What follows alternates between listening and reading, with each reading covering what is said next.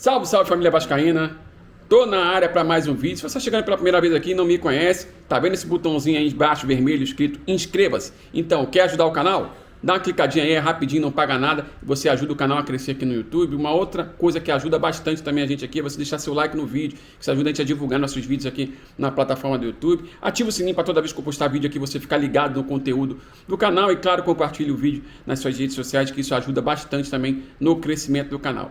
Hoje é dia de a gente fazer uma análise individual do lateral esquerdo Piton, Lucas Piton, lateral que veio do Corinthians, comprado, né?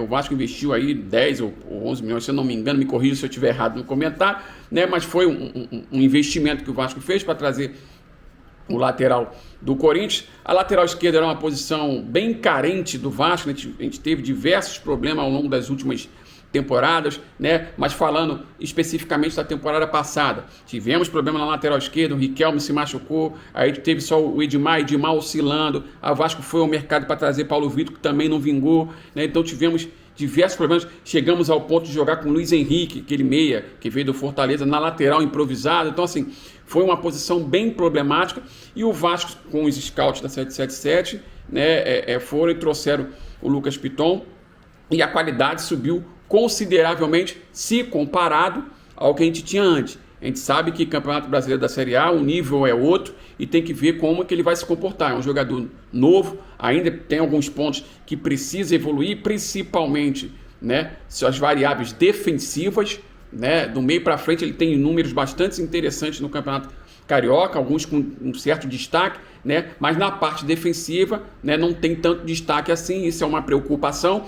Né, o Pumita, por exemplo, é um jogador mais regular defensivamente, e o Lucas Piton não. O Lucas Piton ainda tem deficiência, ele veio com essa deficiência do Corinthians, né, isso foi avisado, o pessoal já sabia disso, lá no Corinthians era a mesma coisa, um lateral muito ofensivo, mas tinha deficiências defensivas, e no Vasco não é diferente, né, apesar que ele não fez nenhuma partida assim que entregou o ouro na cara de pau, por exemplo, que nem um Capasso, no clássico contra o Flamengo, mas tem algumas variáveis que precisa melhorar, e eu vou colocar na tela aqui os dados dele, né, os números dele no Campeonato Carioca. Vocês vão perceber que a maioria dos números de destaque dele é tudo na fase de construção de jogadas, né, não na parte defensiva. Quer ver? Olha aqui, ó. Por exemplo, passes para profundidade, passes em profundidade, né, passes para jogador que tá em profundidade.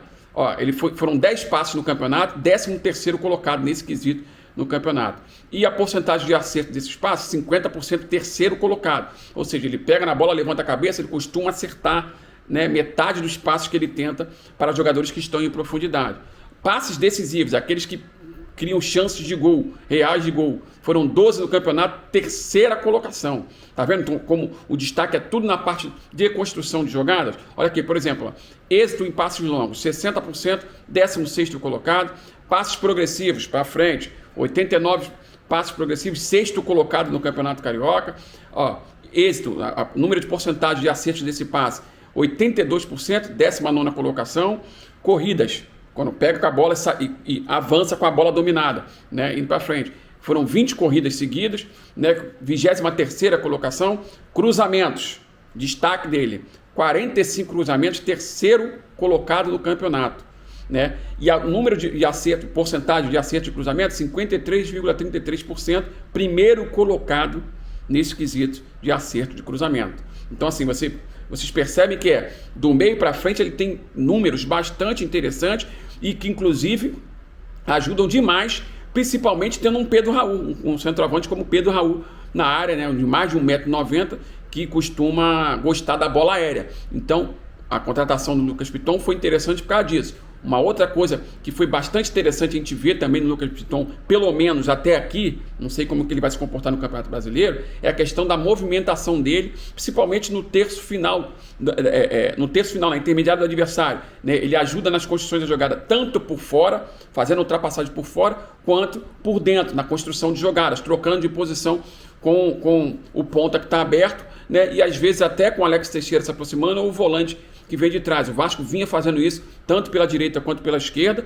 né, até o primeiro clássico contra o Flamengo, na vitória, né, do Vasco contra o Flamengo. Dali para frente mudou-se radicalmente a postura. Então Isso a gente já comentou aqui em alguns vídeos, a gente precisa ver como vai ser no Campeonato Brasileiro isso. Vamos para mais números do Lucas Piton aqui, ó. Por exemplo, ó, ações totais bem-sucedidas, 68,1%, passes certos, 81,8%, passes longos certos, 60,5%, cruzamentos certos, 53,3%, o primeiro no campeonato nesse quesito, o segundo foi o Pumita Rodrigues, né? Ou seja, os dois laterais do Vasco nesse quesito de cruzamento foram os melhores do campeonato, né?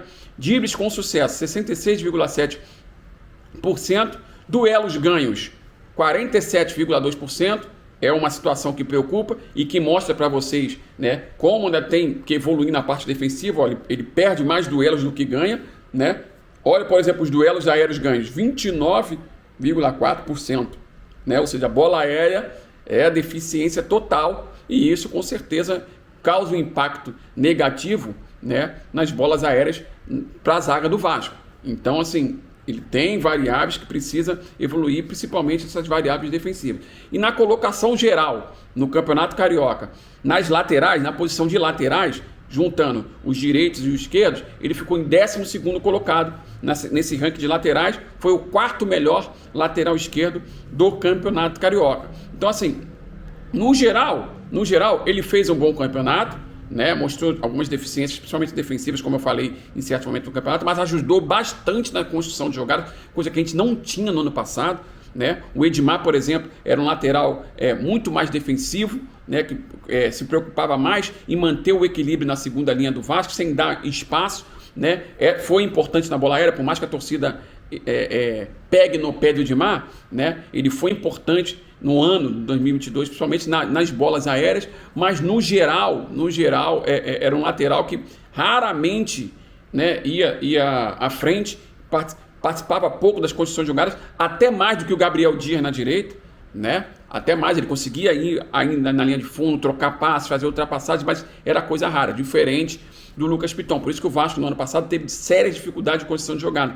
Esse ano não está tendo, né? Pelo menos até o clássico contra o Flamengo não estava tendo. Dali para frente o Vasco mudou sua postura, né? Os laterais passaram a avançar menos, o Vasco baixou o seu bloco intermediário, saiu do bloco alto de marcação para o bloco intermediário, né? E às vezes até no bloco baixo, isso sem pressionar o homem da bola, sem pressionar as opções de passe do homem da bola. Isso a gente já falou em vídeos e vem comentando ao longo aí desse primeira parte, né, do ano aí do Campeonato Carioca. A gente vem comentando várias vezes isso é uma deficiência do Vasco, mas no geral ele fez um bom campeonato, né?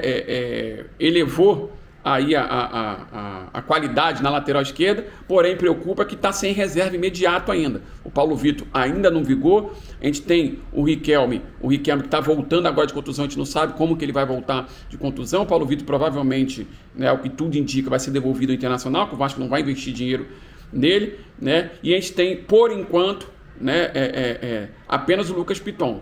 Quando ele sai, a qualidade cai, e é visível isso, a qualidade caindo.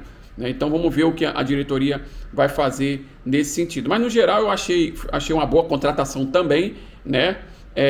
E vamos ver como é que ele vai se comportar no Campeonato Brasileiro, numa condição de titular absoluto. No Corinthians ele não era titular absoluto assim. Vamos ver como é que ele vai se comportar no Campeonato Brasileiro, uma competição com um nível bem acima, né? E a gente torce, né, sempre para que os jogadores mantenham uma regularidade, porque time regular no Campeonato Brasileiro consegue chegar no topo da tabela. Time irregular briga para não cair, né? E vocês, o que vocês acharam da performance do Lucas Piton no Campeonato Carioca? Comenta aí embaixo, quero saber a opinião de vocês. Esse foi o vídeo de hoje, espero que vocês tenham gostado. Se vocês gostaram, peço mais uma vez que se inscreva no canal, deixe seu like no vídeo, ative o sininho para toda vez que postar vídeo você receber a notificação.